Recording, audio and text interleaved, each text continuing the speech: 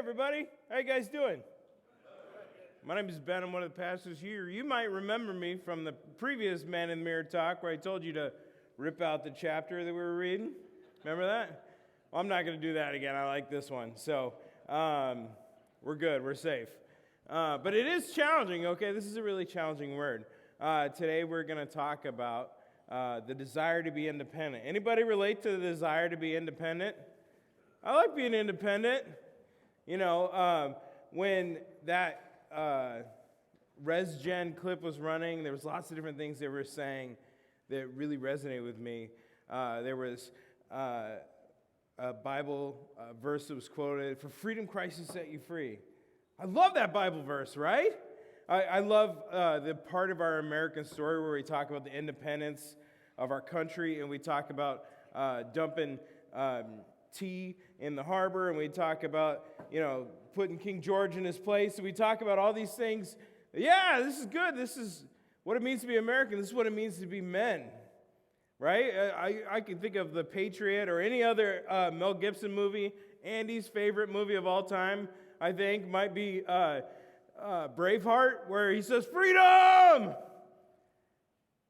All these things are tied into the way we think about our identity, right? And we have a declaration of independence, right? But there's one thing that we're not meant to be free from. There's one thing that we're not meant to be independent from. And so in this way, this chapter is really challenging. It gets to the core of who we think we are. And I run into it all the time in my work. I've met with some of you. I'm not making eye contact with anybody. I'm not trying to call you out. It comes a point in all of our lives, I've met you in my office, or probably we should meet, okay? Because we all get to the place where we kind of bump up against it. There's things that aren't working. We don't know what it's about. We don't know why. And we get to the place where we have to ask, like, how's that working for you? And in your desire for independence, in your striving to be independent in your life and to be in charge of your life, in your desire for control, and he talks about this. He talks about his desire to find all the different kind of self-help strategies and figure out how to run his life the way that he needs to run his life, and he bumps up against it. Anybody that inhabit the self-help section of the bookstore? You've been to the conferences, you've been to the things, you've read the books, you watched the YouTubes. Like, how do I figure out how to make this work for me? Well, the people I see, either the wheels are falling off because it's just not working at all, and there's just so much clash in their life, or, like this guy I'm about to show you, everything worked the way it was supposed to. And yet, we each get to this place one way or another where it's just not working. Maybe the circumstance exploded and everything that we thought was going to work the way that it was going to work just didn't work. Everything that we tried to orchestrate and control and manipulate and change just didn't change. It didn't go the way that it was supposed to go. And circumstance twisted against us. Or it worked, and yet, is that it? Why do I have 3 Super Bowl rings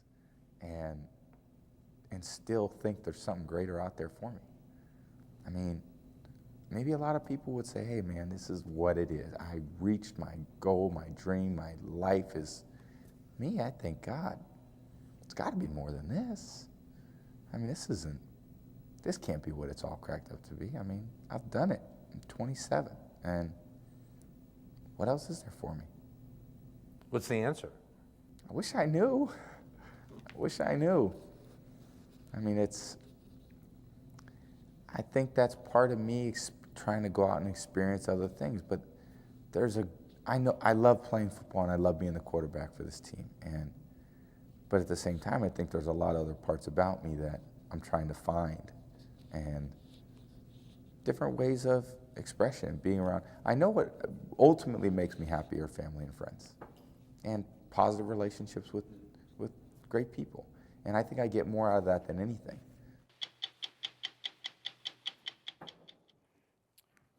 At the beginning of the chapter, he quotes this famous poem, Invictus. You know that poem? I'm the master of my fate. I am the captain of my soul. Like, we want to be the master of our fate. We want to be the captain of our own souls. And yet, how's that working for us? How is that going? Proverbs says this in a couple different ways, in a couple different places exactly like this, but in a couple different ways. There's a way that seems right to a man, but in its end, it leads to death. Right? I'm doing things my way, and yet it's just not working. Anybody relate to this? There's a great verse in Jeremiah that he quotes. And this, again, it goes back to the whole story of every one of us as individuals and the whole story of the history of Israel, right? The desire for independence goes all the way back to the garden where God says, you have free reign to do all things except for one thing. And we say, well, what's the one thing I'm not supposed to do? It seems like that's the kind of thing I want to do. How come you're holding out on me, God?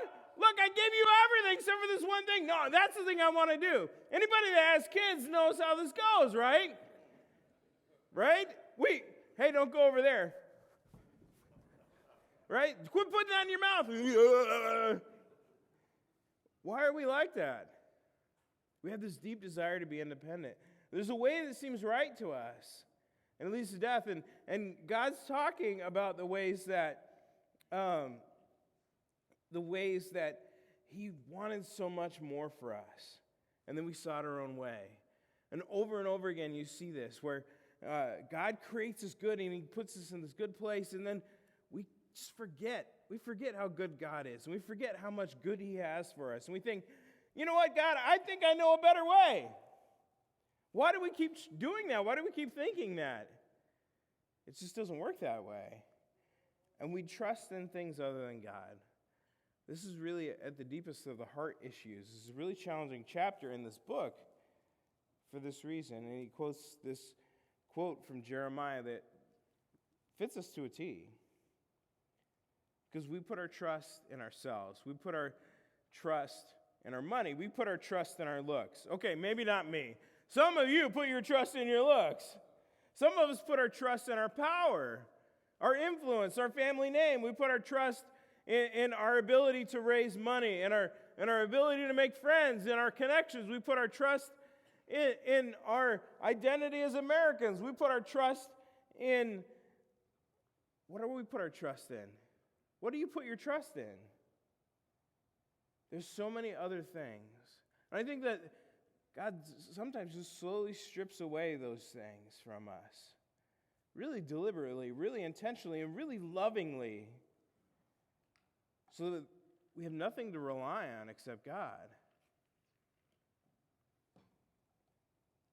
This is what the Lord says. Cursed are those who put their trust in humans, who rely on human strength to turn their hearts away from the Lord. They're like stunted shrubs in the desert with no hope for a future. They will live in a barren wilderness, uninhabited and salty land. But blessed are those who trust in the Lord, have made the Lord their hope and confidence. They are like trees planted by a riverbank, with roots that reach deep into the water. Such trees are not bothered by the heat or worried about long months of drought. The leaves stay green and they never stop producing fruit. It's not that there isn't drought. It's that they have deep roots. How are your roots? Are you rooted in something deeper than yourself? You see, there's people that come into my office and ask for help, and there's people that should come into my office. Not just my office. I'm not talking about me. I'm talking about people that say, I need help. Right? Again, in that ResGen clip, There's a great pastor and author and speaker that I really connect with. His name's Ted Cunningham, and he was on that clip. And in the clip, he said this funny joke. He's really funny. He says, there's 3 things that are hard to say. I'm sorry, I was wrong, and Worcestershire sauce. Right? He missed one. There's one other thing that's really hard to say. I need help. Right? And that's what I want you to think about today. Every single one of you needs help in some way. Every single one of you needs help in some way. Turn to your neighbor and say, I need help. Like, I'm not doing that. Do it. Turn to your neighbor and say, I need help. I need help. No, he's not. I can see you. I know you're online. 10 of you are online, so you don't have to turn to your neighbor, right? Turn to your cat if you're with us online and say, we got guys in different states. This is awesome. Do you know that we got guys in like 4 other states then here worshiping and learning with us? It's fantastic. And the reason why they're logged on, the reason why you're here, and I'm sorry I made you admit it, because you thought you had everybody fooled. Because we can't do it on our own. It's not like the Paul Simon song or this Pullman Victus, where I'm not a rock. I'm not an island. I'm not the master of my soul. I'm not the captain of my soul. I'm not the master of my fate. I need help. That's what Perry was worshiping about. He was singing to God about earlier, right? The battle doesn't belong to us. The battle belongs to the Lord. But you have to take a step back and see, for that to be true, I got to let go. Isn't that the thing that we all struggle with the most? Yeah, I did let go. Yeah, but you went back and you dug it back up and then you grabbed it again. I know, but I let go. I know, but you have to keep letting go. You have to let go again and again and again. There's a turning point where we have to stop seeking the God that we want and start seeking the God who is. I love that quote from this book. Right? How do you know the difference? When you read this book and you see something in here that you don't like, you find something about God that grates against you, that's a good place to start. When the pastor's saying something you don't feel like hearing, when he makes you turn to your neighbor and say, I need help, maybe that's it. Right? Are you at that turning point yet? That's one of my favorite parts of my job, when I see people get to that. I see people in that space where they finally say, I can't. And I give in. It's good. It's really good. It's really hard. But it's really good. If you're not to the place where you say, I need help yet, what are you waiting for? Well, Christians are about helping, right? There's a guy that I helped some. Is really hoping to be here today. And he said, I want to take you out for lunch or something. I want to do this or that for you. So you know how much sometimes we just need to be helped and receive it. We go through life and we don't want to owe anybody anything. I think that's a flaw. I don't want a handout. I get that. I relate to that. I'm the last guy to ask for help.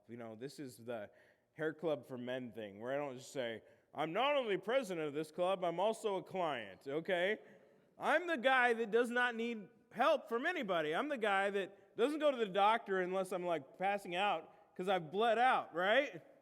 I'm the guy that will walk around on a broken leg for a while and be like, I'm good, I got it. Why are we like that? Because we're believing a lie that says this lie of independence. I'm going to tell part of my story that some of you probably know. In 2010, I was in seminary. When I was in seminary, there's a part of the seminary experience where you go to do a cross-cultural experience, and there's lots of different versions of this. It's kind of like a mission trip, but it's just as much about learning as it is serving, but it's also really about serving. It's really about engaging with somebody different than yourself and then figuring out how you can live in partnership with them and how you can serve, right? And so I had the opportunity to go to Haiti, and I've been interested in Haiti for a while before that. If you don't know, Haiti is the poorest country in the Western Hemisphere. It's the poorest country in the world for water. As far as water quality, they have the worst water quality of anywhere in the world. And the culture is really, really beautiful. The people are wonderful. And it's a really interesting history because it's about people fighting for their independence. It was a country that was founded on revolution like our country, except the revolution was of people who were enslaved. Enslaved people kicked out the French. These Africans who were brought to Hispaniola, the island that became Haiti, kicked the French out and founded the first black republic. It's a really cool story. And yet, through the history, it became really mired with mess and corruption and oppression and tragedy. And so Haiti is in a really broken place. So we go there, and I witness and experience third world poverty for the first time, where we see people, with the distended abdomens because they're starving. We see people, I saw somebody doing road construction. This guy had a job, which is not like a lot of people in Haiti. But he had no shoes on, and he was doing road work with a pickaxe. I'm like, wow, we were in a city of 2 million people. And driving through, I think we saw 2 traffic lights. Most of the people don't have running water in their house in a country of 8 or 10 million people. So my mind was blown to see these people that had so little. And then about 30 hours after the plane landed, after we'd gotten there was an earthquake. You probably heard about this on the news. There was an earthquake in Haiti in 2010. It was a 7.0 earthquake, and 200,000 or 300,000 people died. And we were there on the ground in a city called Jacmel, right? And we felt the ground shake. Our hotel partially collapsed. It was a miracle that we survived. I've talked about this in different sermons at different points. So there's more to the story than I could tell. But after that, we had nowhere to stay. We had no drinking water. Like I said, it's the worst drinking water of anywhere in the world. So you can't just drink water from anywhere. You have to make sure you get safe drinking water. In Mexico, they say, don't drink the water here. They're like, don't even brush your teeth with the water. That's how bad the water is. We had nowhere to stay, no drinking water, no food. We couldn't speak the language. We had nowhere to go. There was no resources at all. We're literally sleeping on the ground. And there's this guy, Verbeau, that was taking care of us, and he was with us and kind of chaperoning our trip and making sure we were having a good trip. And this is the other guy, Maya, that was with us. And the earthquake happened on Tuesday. And they stayed with us. And they were getting us water, and they were getting us food, and they figured out how to get us a place to stay. And I remember that first night we were sleeping in an airfield outside a UN compound with thousands of Haitian people. And they were doing everything they could for us. And we were really grateful. And then we thought about it finally, embarrassingly late. Like, they have families. Why are they here taking care of us? These people are in their country. They need so much, and they're taking care of us. And like I said, the earthquake was on Tuesday. Maya, one of the guys who was taking care of us, didn't know until Thursday if his family had survived.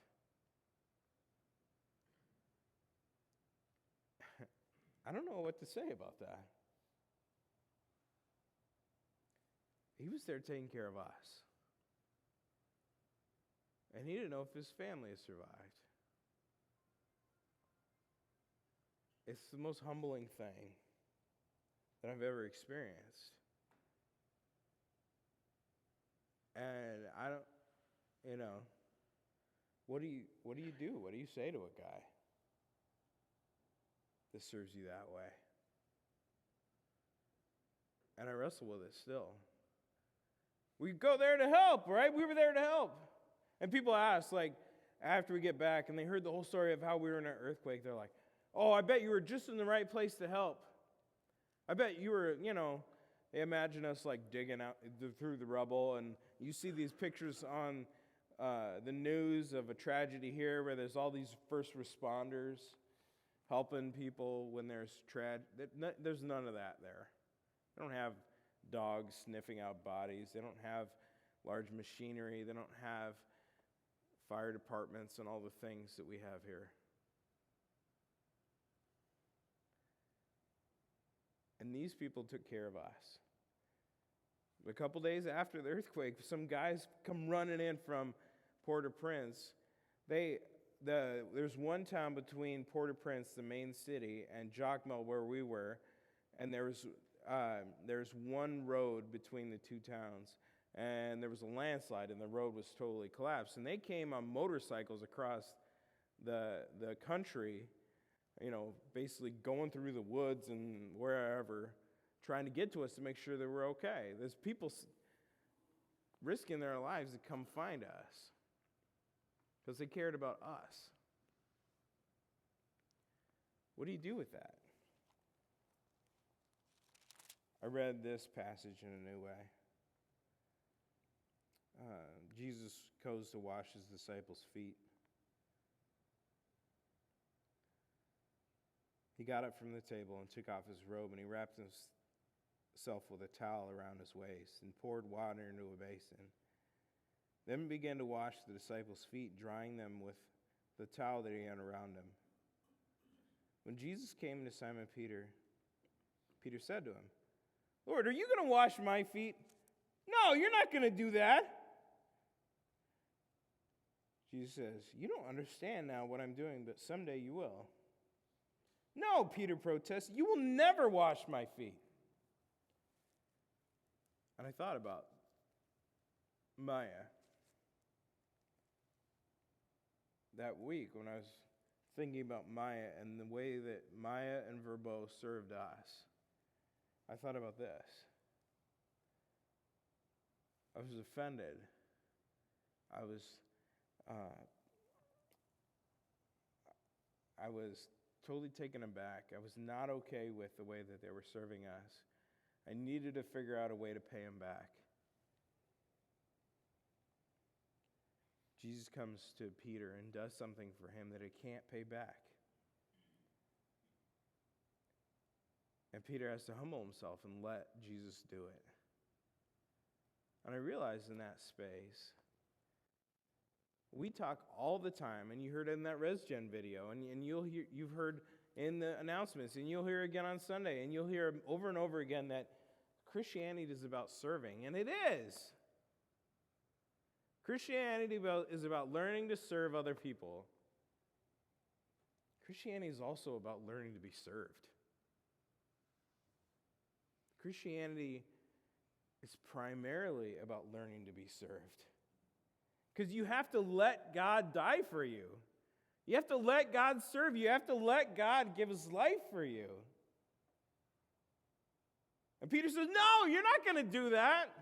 He says that elsewhere in the Bible too, where Jesus is talking about, he comes to Peter and he says, who am I? And he says, you're the Son of God. He's like, yes, the Spirit is revealed to this. Do you not flesh and blood? You're Peter, on this rock I'm going to build my church. And then Jesus says, I'm going to go and die and give my life for the world. And Peter says, you're not going to do that. And Jesus says, get behind me, Satan. We're good with God until it comes to the place where we have to be served by God. We're good with Christianity until we come to the place, I'm good with serving, because it puts you in a place of power. It's about the choice that you made. Right? Even in this chapter, it gets to that. Is it about our choice, or is it about submitting to something we can't even choose?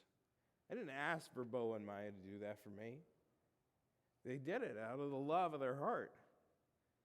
And my only posture that I could have, is just to receive it. Can you live that way? You got to figure out how to live that way. Receive. Be served. Let yourself be served. This is the most Christian thing that you can do some days. And it's something that you need to do as a Christian every day. Receive. And don't pay it back. Receive. Because unless you receive, as Jesus says, you will have no part with him. Unless he serves you, you don't get to be a part of it. So, as the chapter was talking about control, I was thinking as we close, we could say the serenity prayer together. And I want you to think about it. There's things in your life that you're trying to control that you can't control.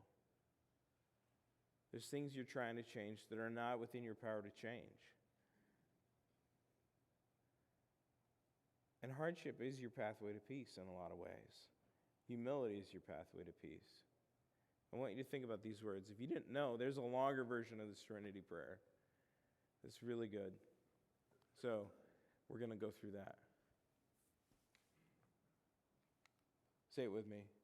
God grant me serenity to accept the things I cannot change, the courage to change the things I can, and the wisdom to know the difference. Living one day at a time, enjoying one moment at a time, accepting hardships as the pathway to peace.